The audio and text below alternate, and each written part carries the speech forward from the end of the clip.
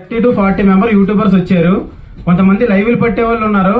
ఆ లైవ్లు పెట్టే వాళ్ళు అయితే మనకి ఎప్పుడు కూడా సపోర్టివ్ గా ఉంటారు. రిమైనింగ్ ఎవరైతే ఉన్నారో కెమెరాస్ తీసుకొచ్చారు, ఆ ఈవెంట్ అంతా కవర్ చేశారు. లైక్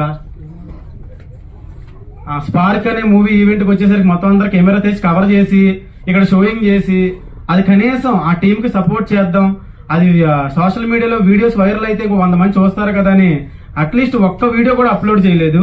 సో ఇలాంటి వాళ్ళు 99% రావద్దు. ఎందుకంటే మీరు వచ్చిన ఉపయోగం లేదు. మీ బదులు ఇంకా కొత్త వాళ్ళు ఎవరైనా, కొత్త యూట్యూబర్స్ ఎవరైనా ఉంటే వాళ్ళు వస్తే వాళ్ళ ఛానల్ మానిటైజేషన్ అయ్యడానికి డెవలప్ అవుద్ది. ఒక సినిమా కూడా సపోర్ట్ చేసినట్టు ఉంటారు.